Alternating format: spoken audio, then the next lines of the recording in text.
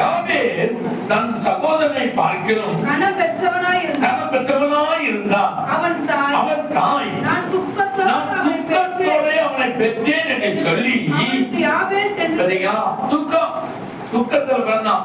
துக்கம் தான் யாபேஸ், துக்கம் ஒன்று இல்லை, வறுமை, வேதனை, துக்கம், துயரம், கஷ்டம், கண்ணீர்லதான் அவனது பூமியில பெற்றிருக்கிறான். அவன் தாய் பேர் இல்லை, தாய் மட்டும்தான் சொல்லியிருக்கு. ஏன்னா சரித்திரமே இல்லை.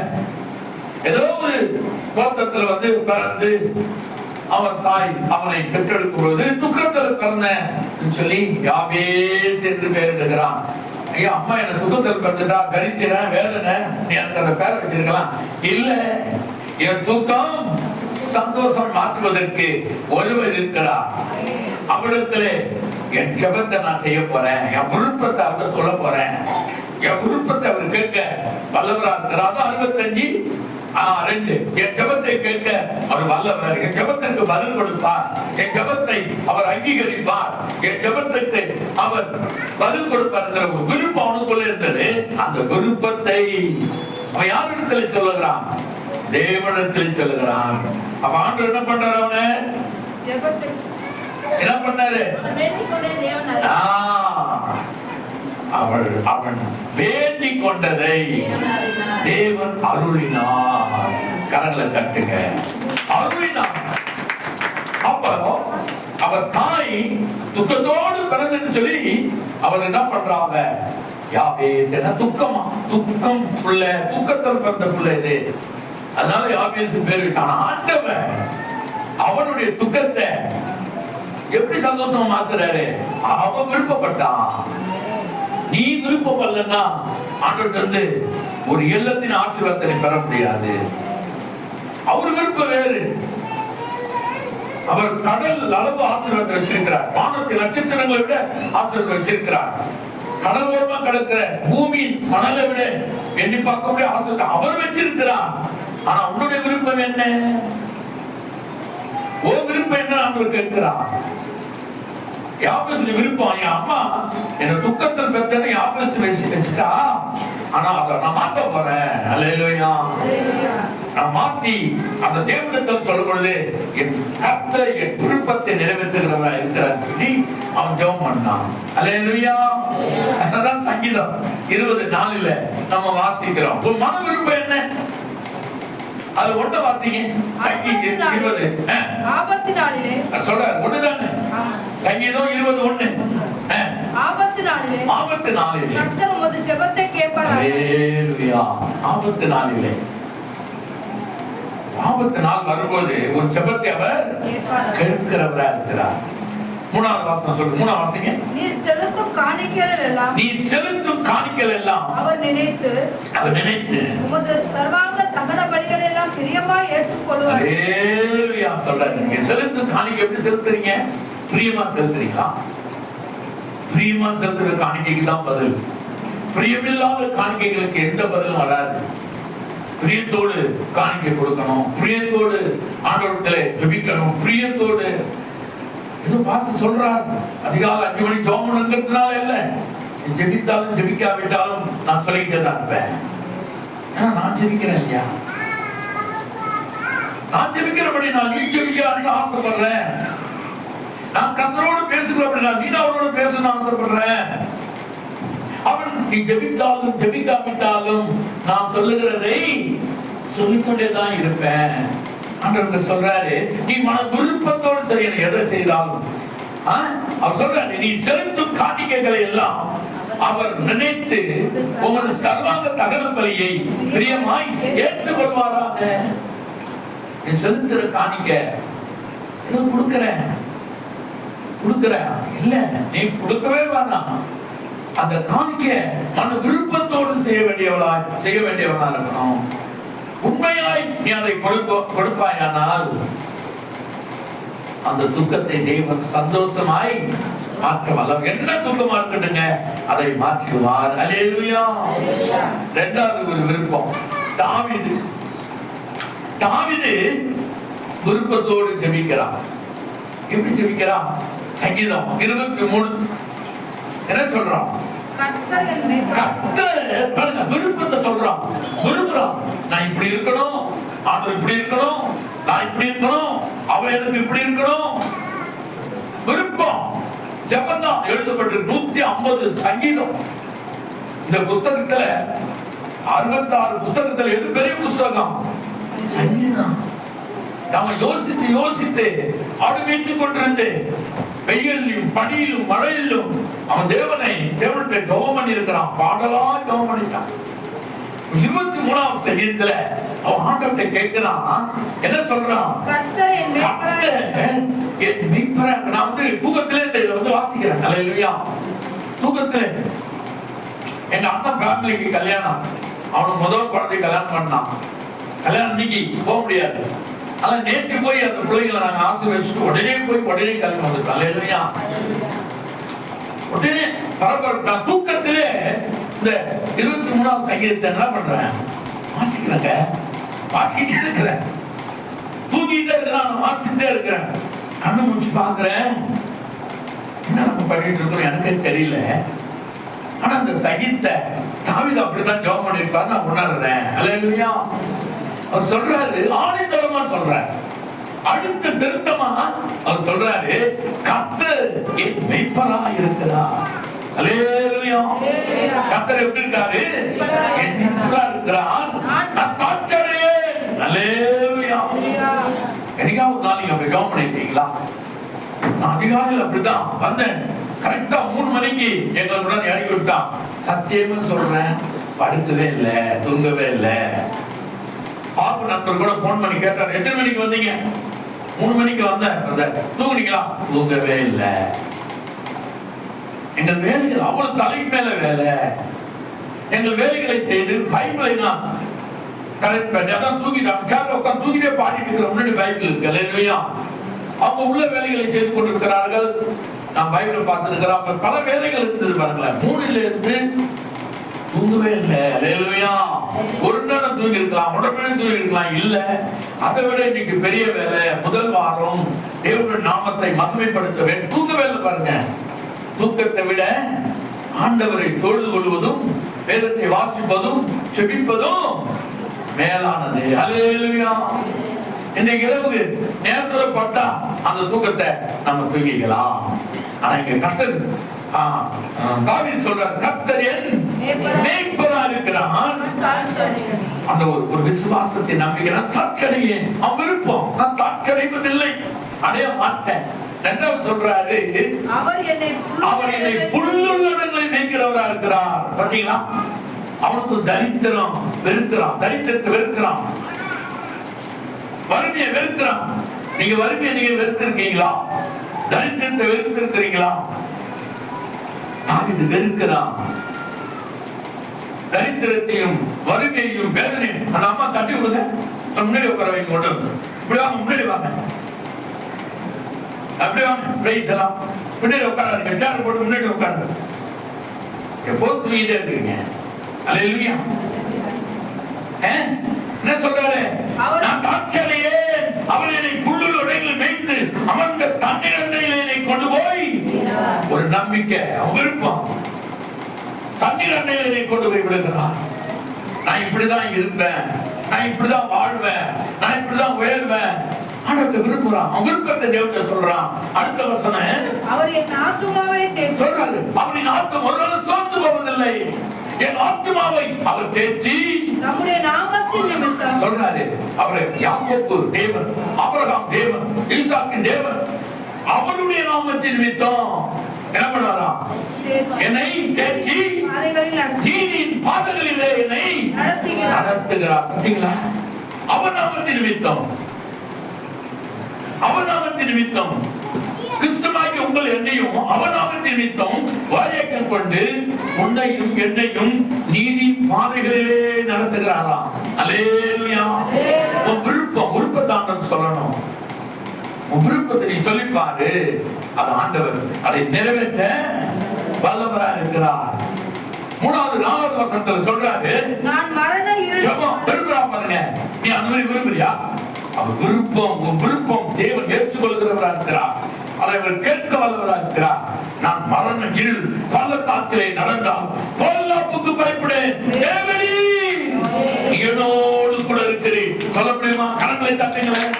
தேவரீர் என்னோடு இருக்கிறேன். ஒரு கோலும் ஒரு தடியும். தடி யார் தெரியுங்களா? நாத்தான். நாத்தான் அப்பப்போ என்ன பண்றான்? நாத்தான் என்ன பண்றான்? தாவீத சொல்லுங்க அப்படியே அவனை திடப்படுத்தி கொண்டே இருக்கிறான். அதான் ஊழியக்காரர்கள் திடப்படுத்திட்டே இருப்பாங்க, உற்சாகப்படுத்திக்கிட்டே இருப்பாங்க, உங்களை கடிந்து கொள்ளிட்டே இருப்பாங்க, அதே நேரத்தில் உங்களை வாழ்த்திக்கிட்டே இருப்பாங்க, அதே நேரத்தில் உங்களுக்காக ஜெபம் பண்ணி உங்களை வளரும்படி சொல்லிக்கிட்டே இருப்பாங்க. அதான் நாத்தான். ஆண்டவர் சொன்னாரு, மரிக்கும் போது சாமுவேல் சொன்னாரு, சாமுவேலே தாவீதை தேவன் இப்படி உயர்த்த வல்லவரா இருக்கிறார். ராஜாக்களுக்கு, போதர்களுக்கு, பிரசங்கியாருக்கு, மேய்ப்பர்களுக்கு சில போராட்டம், சில நிந்தை, சில கஷ்டங்கள் உண்டு. இவை பக்கத்துல இருந்து தாவீதுக்கு என்ன பண்ண?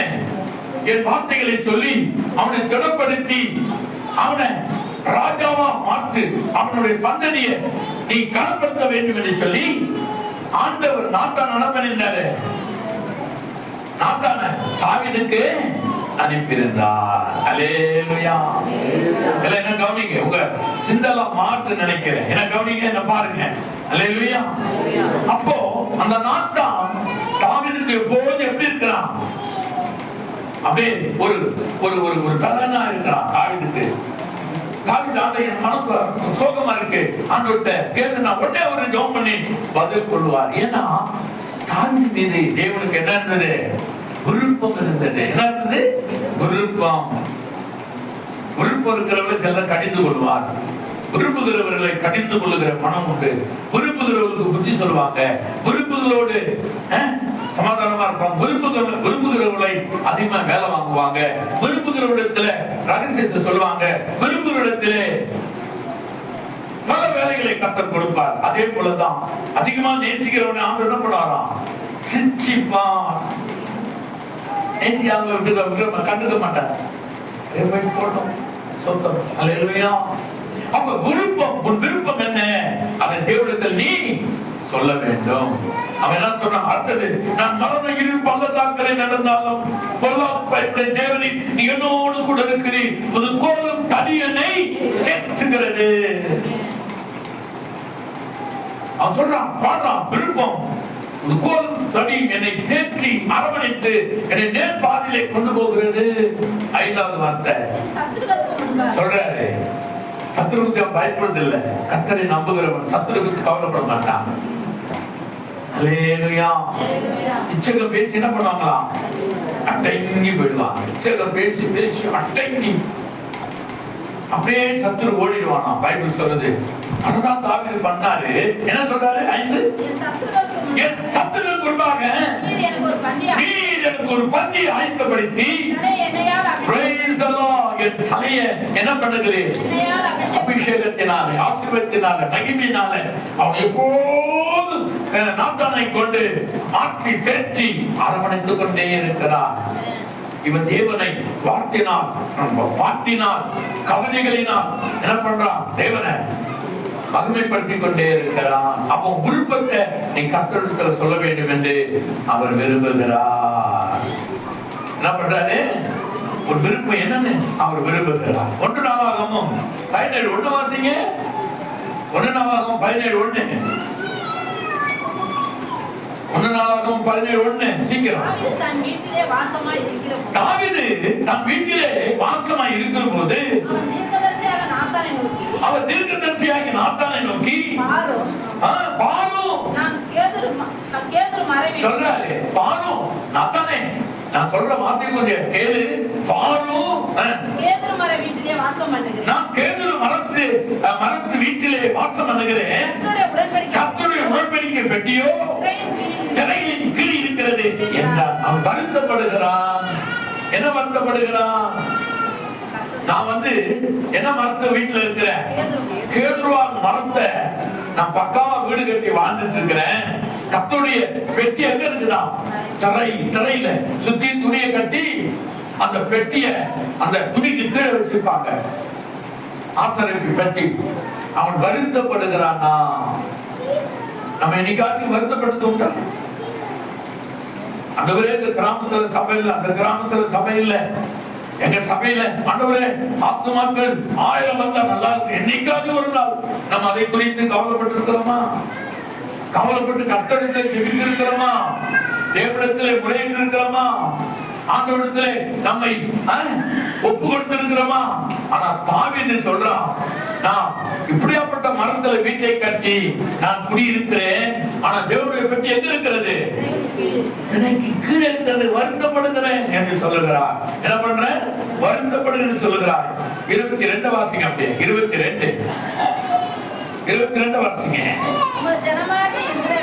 ஜனமாகிய இஸ்ரவேலர் என்றைக்கும் ஜனமாய் இருப்பதற்கு அவர்களை நிலைப்படுத்தி கர்த்தரை நீதாமே அல்லேலூயா அவர்களுக்கு என்ன தேவனானே அல்லேலூயா விருப்பம். அவன் விருப்பம் சொல்றான். இஸ்ரவேல் ஜனமானியா தேவனாய் இருக்கிறேன், கிருபையா இருக்கிறேன், மகிமையா இருக்கிறேன், ஜனத்தை ஆளுகை செய்கிறேன், இவர்களாம் நீ தேவனா இருக்கிறேன்னு சொல்லி தன் விருப்பத்தை தேவனிடத்திலே சொல்லுகிறான். அடுத்த 24 வாசிங்க. அது நிலை பற்றி இருக்கவும் இஸ்ரவேல் தேவனாகிய சேனைகளின் கர்த்தர், இஸ்ரவேலுக்கு தேவன் என்றும் அடியானாகிய தாவீது வீடு உமக்கு முன்பாக திடமனது என்றும் சொல்லப்படுகிறதனால் இந்த நாமம் என்னென்றுக்கு எப்படி இருக்கும்? மகிமைப்பட்டிருக்க கடவுது. கரங்களை தட்டுங்க. அவர் விருப்பம். யோசித்தேன், ஆண்டவரே சொன்னார் விருப்பம், விருப்பம் தான் இருக்காப்பான்னு கேட்கிறேன். நிறைய இருக்கு ஆண்டவரே, நிறைய இருக்கு என்னுடைய விருப்பம்.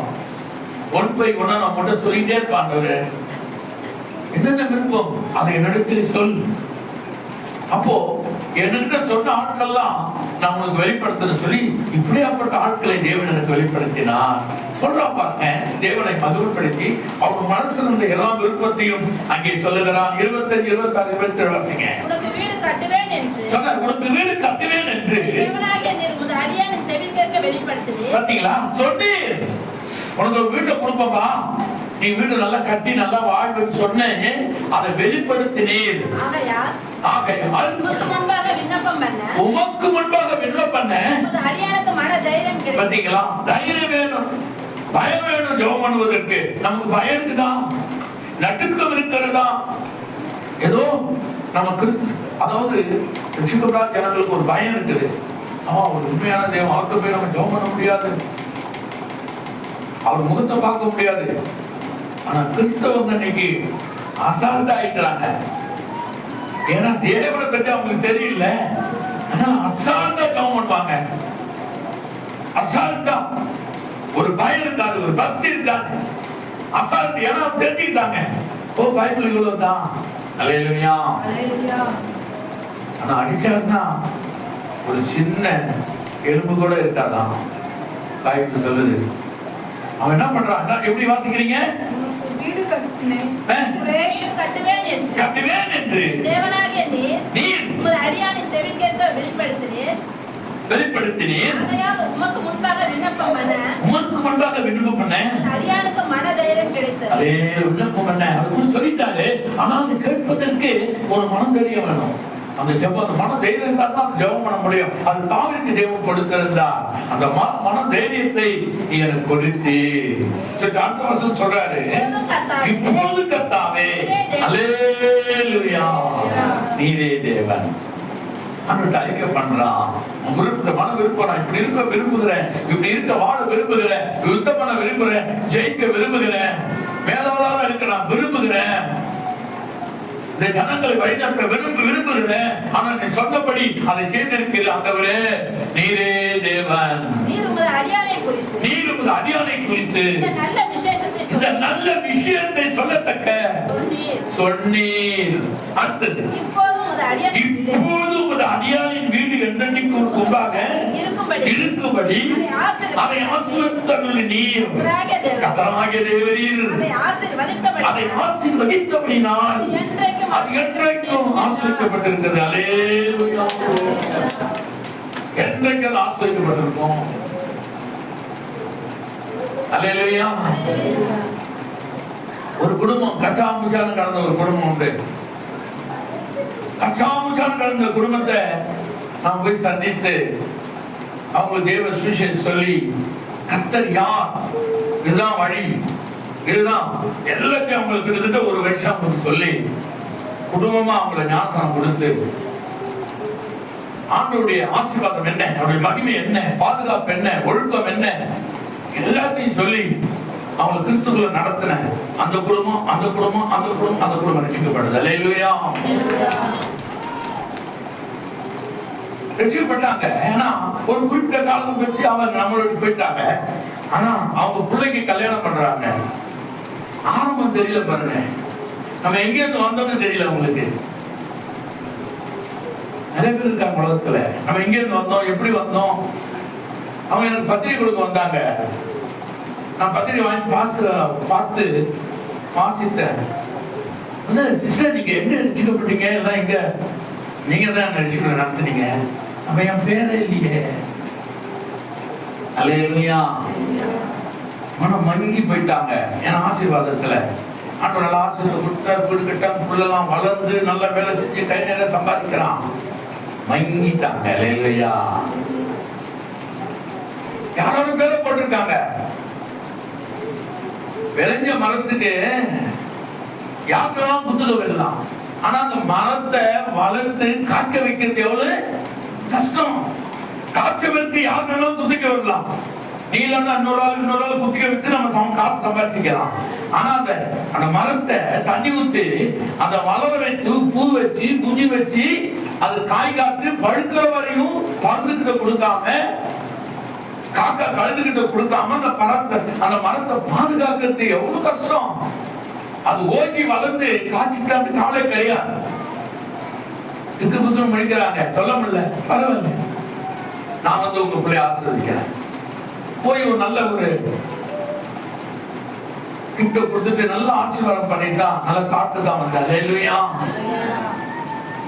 அப்ப அவங்க விருப்பம் எப்படி இருக்கு பாருங்களேன், எப்படி இருக்கு. அல்லேலூயா.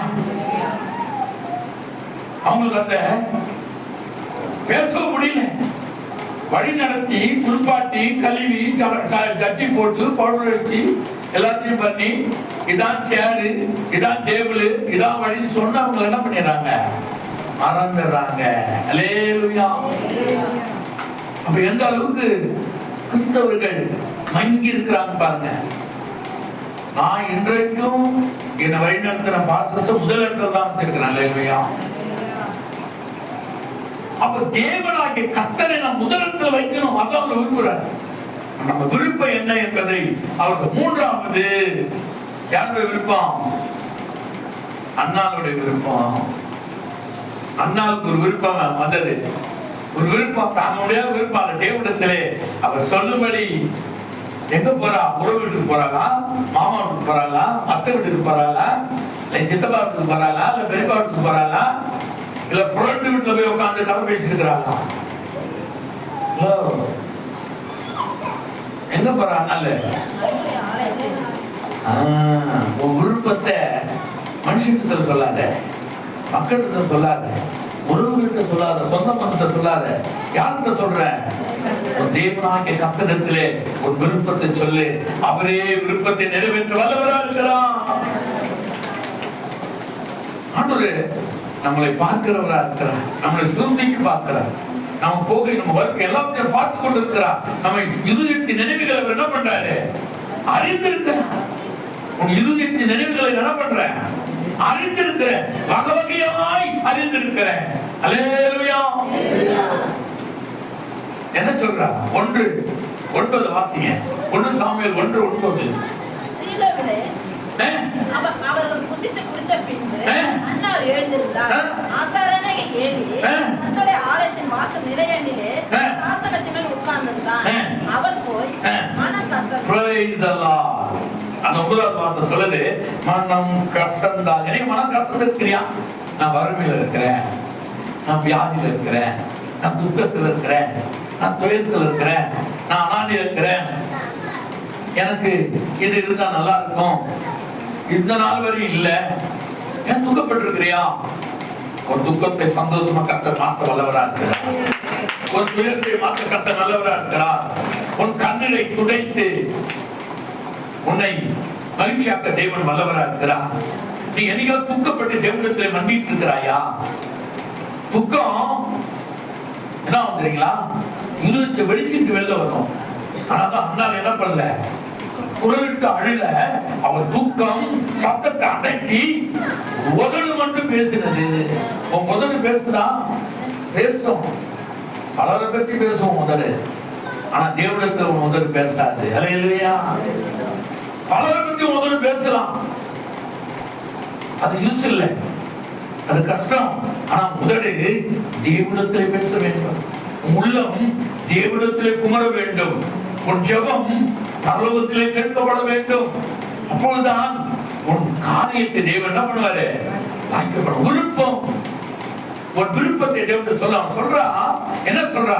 அந்த 9 வீடு அப்படியே 10க்கு வாங்க. அவள் போய் மனம் கசந்து மிகவும் அழுது. ஓ ஷக்கரபா, மிகவும் அழுதுங்க. மிகவும் praise the Lord. மிகவும் அவ ஜெபம் பண்ணினாள்.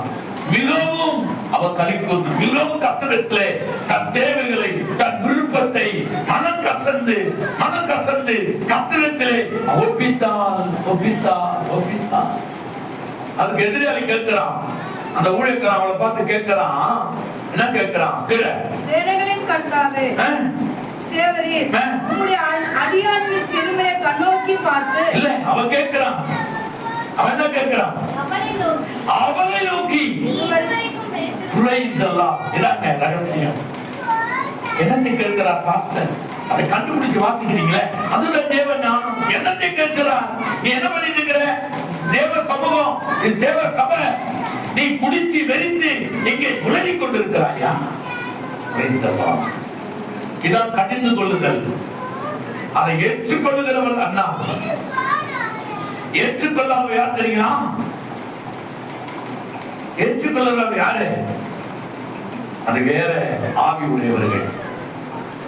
அவன் சொல்றான், அவன் கேட்கிறான், நீ என்ன பண்ற?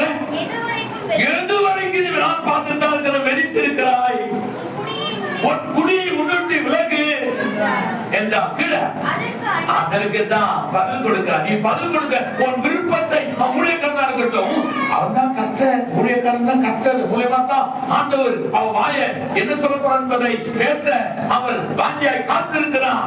அவன் சொல்றான், அப்படி இல்லை என் ஆண்டவனே, நான் மகன் பேசு உள்ள ஸ்திரீ, நான் திராட்சரசமும் மதுவும் குடிக்கவில்லை, நான் கர்த்தருடைய சன்னதியில் இருதயத்தை ஊற்றி விடுகிறேன். சொல்லுங்க, எத்தனை பேர் தேவ சமூகத்துல இருதயத்தை வீழ்த்துகிறார்?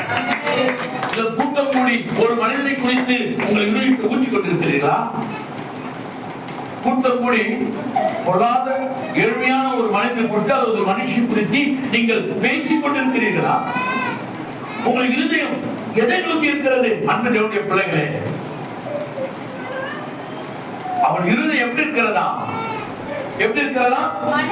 மன கிளேசமுள்ள இருதயம். அவர் துக்கத்தை தேவனிடத்திலே, அவர் விருப்பத்தை தேவ சமூகத்திலே ஊற்றிக் கொண்டிருக்கிறார். அன்பான தேவ பிள்ளைகளே, ஊற்றிக் கொண்டிருக்கிறார். ஆனா 18 எப்படி சொல்றாங்க? 18 வாசிங்களே. சொல்றான், அப்பொழுது அவள் உமது அடியாளுக்கு அல்லேலூயா, praise the Lord. அவங்க சொல்றாங்க, உன் அடியாளுக்கு என்ன கிடைச்சது? உன் கண்களில் தயவு கிடைச்சது. ஏன் தெரியுமா? மேல ஒரு வசனம் சொல்லுது, அந்த ஏழி அவ புரிஞ்சுக்கிட்டான் இவருடைய தேவைகள் என்ன என்பதை கர்த்தரிடத்திலே விருப்பத்தை சொல்ல வந்திருக்கிறார். விருப்பம் என்ன அதை தேவனிடத்தில் சொல்லுகிறா. நாமள தப்பா நினைச்சுன்னு சொல்லி அவன் என்ன சொல்றான்? என்ன சொன்னான்? அதற்கு ஏலி சமாதானத்தோட போ மகளே, நீ தேவனிடத்துல கேட்ட ஒரு விண்ணப்பத்தின்படி கர்த்தர் அவர் உனக்கு என்ன பண்ணுவாரு? கட்டளையிடுவாராக. ஆண்டவர் சொல்லிட்டார், கட்டளையிடுவாராக. நான் இல்ல, அவரே உன் ஜெபத்தை கேட்கிறவர், உன் விருப்பத்தை அவர்கிட்ட சொல்லு. சொன்ன உடனே அவதான் பேசுறான். 20வது வசனத்துல அவன் என்ன பேசுறான்? சில நாள் சென்ற பின் 19 வாசிங்க. அவர்கள் அதிகாலையில் எழுந்து கர்த்தரை பணிந்து கொண்டு கர்த்தரை பணிந்து கொண்டு ராமாவில் இருக்கிற தங்கள் வீட்டுக்கு திரும்பி போனார்கள். ராமாவில் இருக்கிற தன் வீட்டுக்கு போனார்கள். எல்கானா தன் மனைவியாகிய அன்னாளை அறிந்தார். அல்லேலூயா.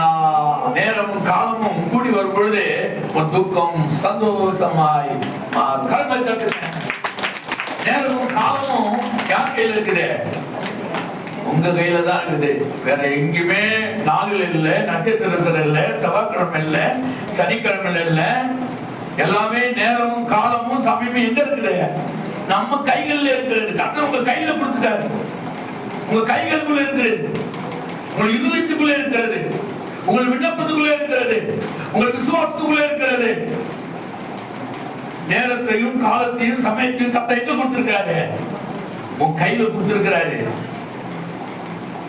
ஒரு முனிவர் பலவிதமான காரியத்தை சொல்லிக் கொண்டிருந்தார். ஒரு காலேஜ் ஸ்டூடெண்ட் கடுப்பு கோபம் ஆயிடுச்சு. அவனுக்கு என்னடா காலையில சொல்லிட்டு இருக்கான். நம்ம போய் அவனு ஒரு கேள்வி கேட்கணும்னு சொல்லிக்குமா வேகமா போறான். சூட்டு கூட்டோட போய் நின்று, ஏன் மகனே நீ கேட்கிற கேள்வியை கேளப்பா என்று சொன்னாராம். முனிவரே, நான் உங்களிடத்துல ஒரு கேள்வி கேட்கட்டும்.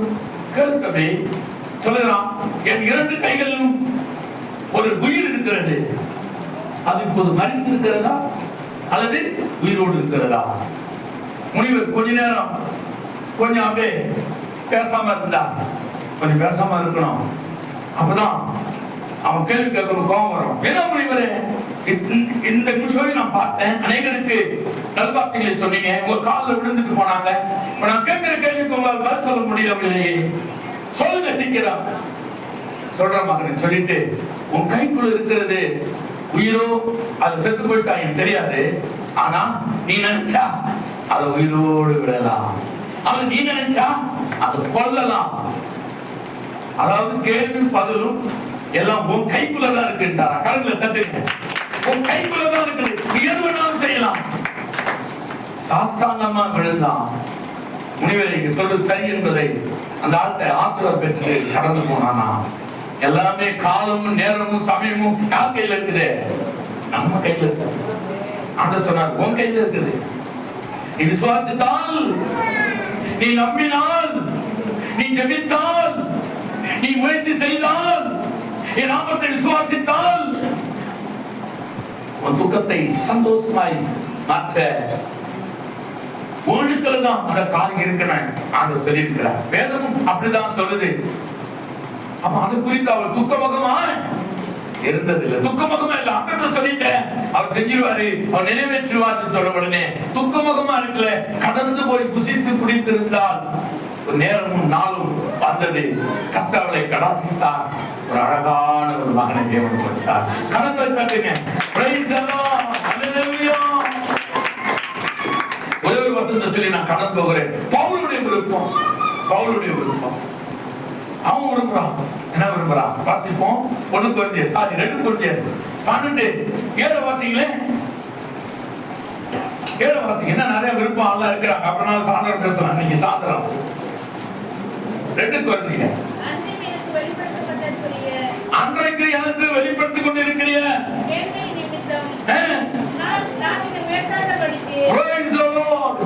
ஒரு பெரிய ஞானி பவுல் சாதாரண கிடையாது. இந்த 66 புஸ்தகத்தையும் அவர் கடைஞ்சி மோரா எடுத்து மோர நெய்யா எடுத்து அதை பழுது பார்த்தவர் தான் பவுல். அல்லேலூயா. ஒரு பெரிய ஞானி அவர். ஒரு இளவரசின் பையன் அவர். ஒரு பணக்காரனுடைய மகன். கிறிஸ்தவரை துன்பப்படுத்திக் கொண்டிருந்தவர். போதகங்களை அடித்துக் கொண்டு சபைகளை கொண்டு மானபங்கப்படுத்தினவர். அவர் தன்னை கர்த்தரிடத்திலே தன்னை ஒப்பு கொடுத்து ஆண்டவர் பேசி அவனை தன் மகனாய் மாற்றி அவனை ஆசீர்வதித்தபடினால் அவனை விழுப்பத்தை தேவனிடத்திலே சொல்ல வருகிறார் பவுல். வாசிங்க. எனக்கு வெளிப்படுத்திருக்கிற அன்றைக்குரிய வெளிப்படுத்தின காரியத்துக்குரிய மேன்மை நிமித்தம் நான் என்னை உயர்த்தாதபடிக்கு என் மாம்சத்திலே எல்லாருக்கும் ஒரு மாம்சத்துல உள்ள இருக்கு அப்படி சொல்லிட்டு இருக்கிறாங்க. நான் இப்படி சொல்றாரு. ஒரு பலவீனம் இருக்கும், ஒரு மேட்டிமை இருக்கும், அதெல்லாம் கலைந்து போடணும் அவர் விரும்புறார்.